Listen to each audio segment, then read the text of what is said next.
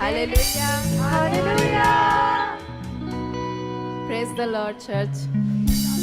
I believe कि तुसी सारे बहुत ज़्यादा खुश होवोगे. जय मसीह की एंड शालोम. मैं सबसे पहले परमेश्वर खुदावंत का धन्यवाद करती हूँ हमारे जीसस क्राइस्ट का.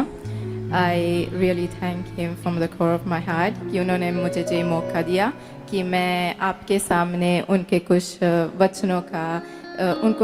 वचनों को शेयर कर सकूं. और मैं अपने स्पिरिचुअल पेरेंट्स जो मेरे स्पिरिचुअल टीचर्स हैं उनका थैंक्स करती हूँ क्योंकि उनकी नॉलेज के द्वारा, उनके ज्ञान के द्वारा जो परमेश्वर उनके ऊपर जो भेद खोलते हैं, अपने आत्मा के द्वारा उन्हें यूज़ करते हैं, वो उसी ज्ञान को लेकर हम यहाँ खड़कर कुछ बोल सकते हैं.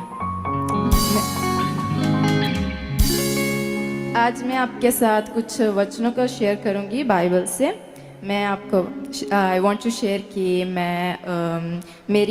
मुझे हिंदी और पंजाबी इतनी पढ़नी नहीं आती है क्योंकि मैं इटली में रहती हूँ और हम जब छोटे थे तभी चले गए थे वहाँ.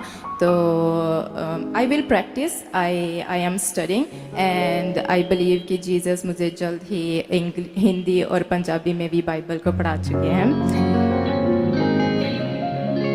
जैसे हम जानते हैं कि हमारे खुदावंद बहुत महान और बहुत सर्वशक्तिमान हैं और उन्होंने ही हमें चुना है. जैसे अपोस्टल जी हमें सिखाते हैं कि हम परमेश्वर को नहीं चुनते लेकिन परमेश्वर हमें चुनते हैं.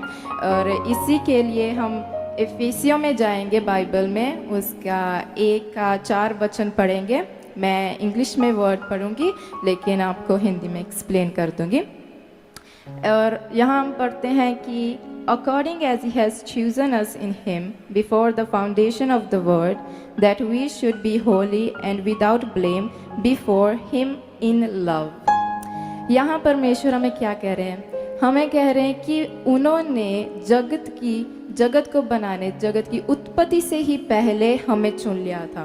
हमें चुना था तभी हम यहाँ बैठे हैं और हमें परमेश्वर यीशु मसीह में उन्होंने चुन लिया और यीशु मसीह के सेक्रीफाइस के द्वारा, उनके लहू के द्वारा हमें निर्दोष और पवित्र ठहराया पिता के आगे.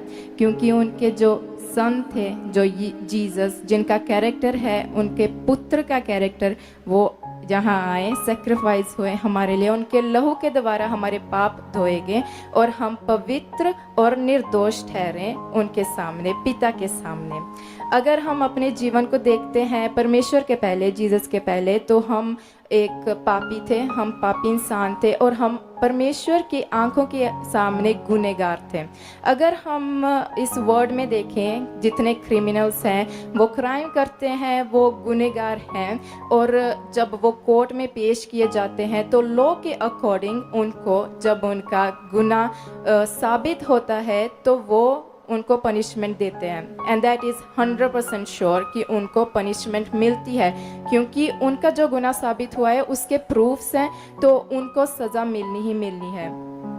लेकिन परमेश्वर के सामने हम भी गुनहगार थे और प्रूफ के साथ गुनहगार थे क्योंकि हम पाप में थे. जैसे आदम एंड ईव ने पाप किया, उसके लिए हम गुनहगार ठहराए गए थे परमेश्वर के आंखों के सामने. लेकिन परमेश्वर ने हमें इतना ज़्यादा प्रेम किया कि उन्होंने अपने इकलौते पुत्र को बलिदान कर दिया हमारे लिए, ताकि उनके लहू के द्वारा हम धोए जाएं और पवित्र ठहरें. तो मैं आपको बताना चाहती हूँ कि अब हम पवित्र और निर्दोष हैं परमेश्वर के सामने, जिसने हमें इतना प्यार किया. क्योंकि हम निर्दोष और पवित्र सिर्फ और सिर्फ उसके प्यार के द्वारा हैं.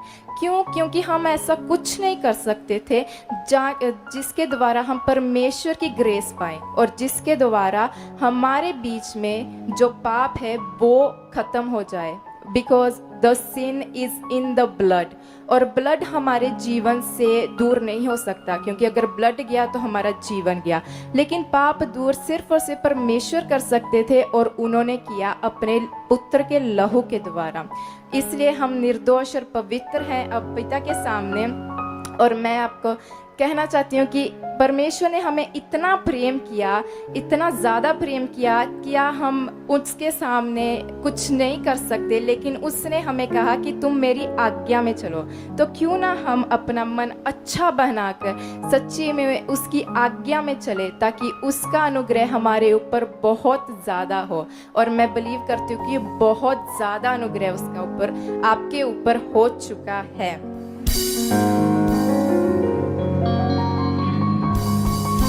क्योंकि जब हम पढ़ते हैं, जब हम बाइबल में पढ़ते हैं और जब हम देखते हैं कि हम परमेश्वर की इच्छा में चलते हैं, तब हमारे जीवन में बहुत ज़्यादा काम प्रकट होते हैं और बहुत बहुत बड़े काम प्रकट होते हैं। और ये सिर्फ हम अपनी यहाँ नहीं देखते, हम बाइबल में भी पढ़ते हैं। जैसे हम अब्राहम पिता की बात कर सकते हैं। अब्राहम पिता कितने बड़े भविष्यवक्ता थे किंगडम के, गॉड के, यहोवा के, और वो बहुत ज़्यादा, सबसे पहले तो बहुत ज़्यादा विश्वासी थे, स्ट्रॉन्ग बिलीव करते थे। उनको परमेश्वर ने जब चुना, उनको परमेश्वर ने सिर्फ यही कहा, अब्राहम तू उस अपना सब कुछ छोड़कर, अपने रिलेटिव्स छोड़कर, अपना नेशन छोड़कर तू ऐसे एक नेशन में जा जिस नेशन के बारे में मैं तुम्हें दिखाऊंगा। अब अब्राहम को नहीं पता था वो कौन सा नेशन है, वो कैसे होगा, वो कैसे जाएगा, लेकिन उसने परमेश्वर के वर्ड को पकड़ा। उसने कहा, उसने क्वेश्चन आंसर नहीं किया परमेश्वर से, कैसे जाऊंगा, कब जाऊंगा, लेकिन उसने वर्ड को पकड़ा। और ऑब्जर्व करते हैं हम कि उस वक्त अब्राहम की जो एज थी वो 75 इयर्स थी, तो वो अपनी ओल्ड एज में था, और उसकी जो वाइफ थी वो 65 इयर्स की थी, तो वो दोनों ही ओल्ड एज में थे। लेकिन फिर भी इतने ओल्ड होकर, इस ओल्ड एज में उन्होंने कोई क्वेश्चन आंसर नहीं किया उस पावर पर, उस सामर्थ पर जो उनके साथ बात कर रही थी। उन्होंने कहा उसी एज में वो चल पड़े वहां जब परमेश्वर उन्हें दिखाना, लेकर जाना चाहता था, वो नेशन जो परमेश्वर उन्हें दिखाना चाहते थे।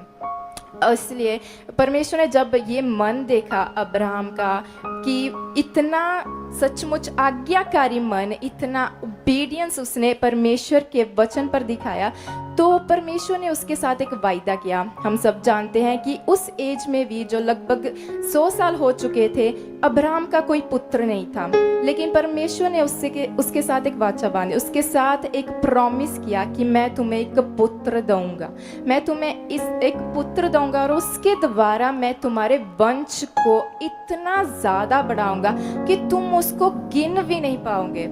इतनी आशीष, इतनी ब्लेसिंग परमेश्वर ने प्रॉमिस की अब्राहम को देने के लिए। और ये वचन और ये वाचा हम बाइबल में पढ़ सकते हैं रोमन्स में। अगर हम रोमन्स की बुक में जाएंगे तो हम 4th चैप्टर वर्स 18 to 21 पढ़ते हैं।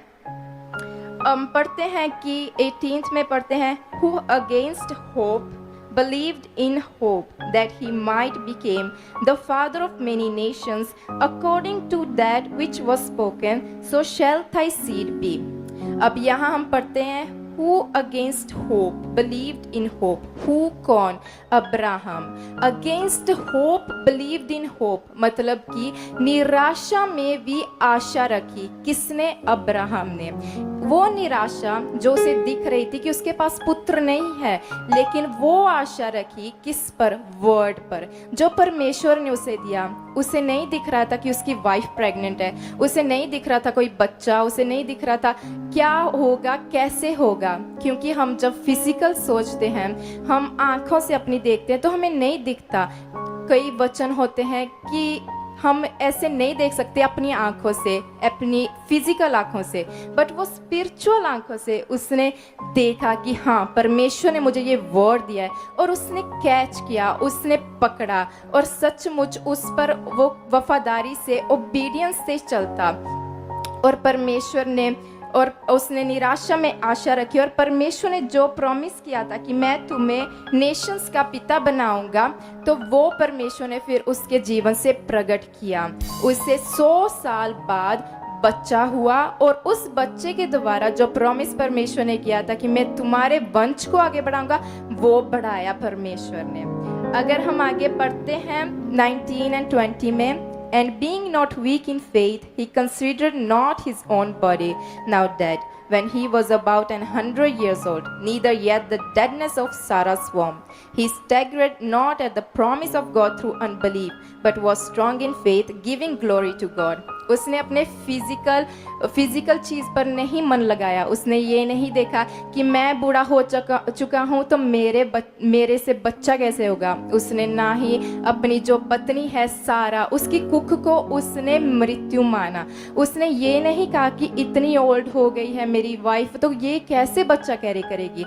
नहीं, उसने कहा, उसने पॉजिटिविटी लाई अपने जीवन में। जैसे अपोस्टल जी सिखाते हैं कि हमें पॉजिटिव रहना है, वचन को पकड़कर उस पर पॉजिटिविटी से प्रैक्टिकल करना है। यहाँ हम देखते हैं कि अब्राहम ने कि नहीं नेगेटिव कुछ कहा और ना ही नेगेटिव सोचा, ना ही नेगेटिव देखा, ना ही फिजिकल देखा। उसने प्रॉमिस को, वचन को पकड़कर परमेश्वर की महिमा की। जैसे हम पढ़ते हैं यहाँ, गिविंग ग्लोरी टू गॉड। अभी उसका बच्चा नहीं हुआ था, बट फिर भी वो परमेश्वर को ग्लोरी दे रहा था, परमेश्वर की महिमा कर रहा था। ऐसे ही जैसे अपोस्टल जी में सिखाते हैं कि हमने नेगेटिविटी को मौका नहीं देना, हमें परमेश्वर की महिमा करनी है, इतनी महिमा करनी है कि सचमुच जो हमारा जो काम है वो हो चुका है, और पॉजिटिव रहना है कि सचमुच हो चुका है। क्योंकि अगर परमेश्वर 100 साल बाद अब्राहम को बेटा दे सकते हैं तो हमारे काम तो छोटे हैं, वो तो परमेश्वर बिल्कुल कर सकते हैं। बट कब जब हमारा मन अब्राहम के जैसे होगा, जब हम फेथ में, मन में स्ट्रॉन्ग होंगे, उस वर्ड को कैच करेंगे जो वर्ड परमेश्वर अपने अपोस्टल के द्वारा देते हैं, उस वर्ड पर फेथ करेंगे, उस वर्ड के ऊपर पॉजिटिविटी लेकर आएंगे और उस वर्ड को प्रैक्टिकल करेंगे, तो सचमुच हमारे जीवन में, आपके जीवन में बहुत बड़े काम होंगे। अगर हम 21 में पढ़ते हैं, and being fully persuaded that what he had promised he was able to perform। क्या विश्वास था अब्राहम का। अब्राहम ने कहा कि यहाँ लिखा है he was what he had promised he was able to perform। Who? God। जिसने प्रॉमिस किया, उसने जान लिया था कि जिसने प्रॉमिस किया वो परमेश्वर, जिसने वर्ड दिया वो सामर्थ्य भी रखता है उस वर्ड, उस प्रॉमिस को हमारे जीवन में पूरा करने की। तभी तो इस मन के द्वारा अब्राहम ने इतना बड़ा काम पाया अपनी जिंदगी में। तो मैं आपको कहना चाहती हूँ कि जैसे अब्राहम की ज़िंदगी में इतने बड़े काम हुए, जो 100 साल बाद एक बेटा परमेश्वर से ले सकता है अपने विश्वास से, मन से, आज्ञाकारी से, तो हम क्यों नहीं ले सकते। आप भी ले सकते हो कलीसिया। आपका मन, आपका वर्ड, आपकी कैचिंग पावर वो स्ट्रॉन्ग होनी चाहिए। एंड आई बिलीव कि वो हो चुकी है, और अपोस्टल जी के द्वारा जो भी वर्ड आते हैं, क्योंकि परमेश्वर ने जो प्रॉमिस किए हैं वो सिर्फ और सिर्फ अब्राहम से नहीं किया। परमेश्वर ने कहा मैं तुम्हें अनाथ नहीं छोड़ूंगा। परमेश्वर ने कहा जो तुम मुझसे मांगोगे मैं तुम्हें दूंगा। तो परमेश्वर किससे बात करे? सिर्फ अब्राहम से नहीं, परमेश्वर हमसे बात करे। परमेश्वर ने कहा मैं तुम्हें दूंगा अगर तुम मांगोगे, अगर तुम विश्वास में रहोगे मैं तुम्हें दूंगा। तो हमें एफर्ट्स लाने हैं, हमें ये मन रखना है कि हाँ, जो वर्ड अपोस्टल जी के द्वारा, जो स्पिरिट उनको यूज़ करता है, क्योंकि खुद परमेश्वर अपने हॉली स्पिरिट के द्वारा अपने अपोस्टल को, पास्टर को यूज़ करते हैं, तो सचमुच वो काम होते हैं। एंड आई बिलीव कि इस मैसेज से, इस वचन से आप सचमुच बहुत सारी ब्लेसिंग्स पा चुके हो, और आपकी कैचिंग पावर बहुत ज़्यादा बढ़ चुकी है।